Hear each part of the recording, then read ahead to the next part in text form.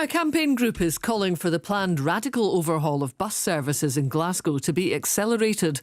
In March this year, Strathclyde Partnership for Transport voted to shift to a public ownership franchise model, much like the ones in London and Manchester. But SPT warned it could take up to 7 years and cost at least £45 million. Our reporter Linda Sinclair's at a bus stop on Alexandra Parade in the east of the city with more. Yes, Barry, I'm just a stone's throw from Glasgow Rail Infirmary and the M8, and we're right beside a bus stop which has been well used in the last half an hour. Now, deregulation, which was introduced by Margaret Thatcher in 1986, was meant to drive down fares and improve services amid competition, but led to complaints about fewer services, punctuality and higher costs. Now, nearly 40 years on, a plan has been put in place to bring services back into local control. Now, this franchise model would see a public body like SPT control fares, routes and ticketing across the Strathclyde region. Now, last night a public meeting was held by campaigners to discuss their next step because they're a bit concerned about these plans. Ellie Harrison, you're from Better Buses for Strathclyde. This meeting last night, what was discussed? Well, the meeting last night, we were at an important point in the campaign. I mean, I've been involved in this for 8 years now with Get Glasgow Moving, which is a local public transport campaign. And last September, we set up Better Buses Strathclyde specifically to put pressure on SPT to take forward the new powers in the Transport Act, which would enable them to bring the bus network back into public control. So in March this year, there was a really historic decision made by SPT that they would progress with using the new franchising powers in the Act, and also to investigate setting up a new publicly owned bus company for the region. So we're really supportive of both of those things. We think those powers need to be used in tandem so that they can regulate the private bus companies that are operating on our streets at the moment, bring them back into public control so that SPT is setting the fares and planning the routes.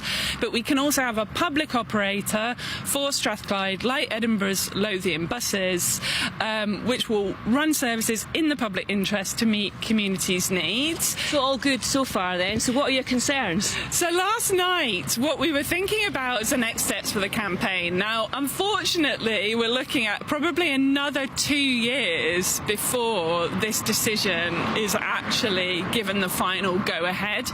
So we're going to need a lot of stamina as campaigners.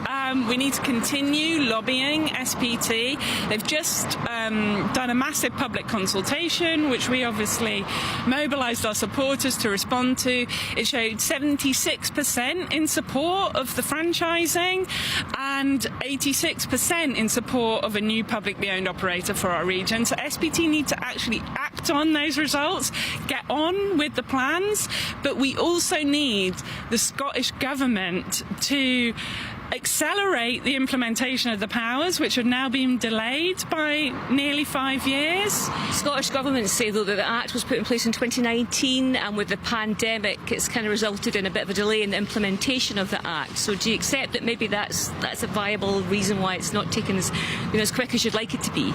No, 5 years is an absolute disgrace, I'm afraid. I mean, Greater Manchester are the first UK city region to use the franchising powers and to bring their network back into public control. The pandemic only delayed them by 1 year, and the similar legislation in England was enacted within 2 months.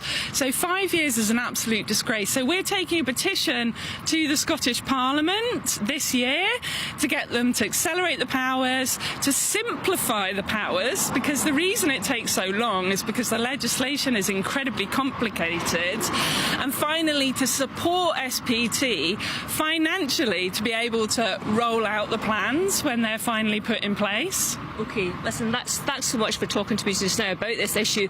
SPT have also given me a statement within the last couple of hours. They say recently they've consulted on which options should go forward for its draft regional bus strategy. It's essential, they say, that consider all options before making any final decision. They also say due process must be followed to ensure any final decision and final strategy is robust. And with that, back to you in the studio. Linda, thank you for that.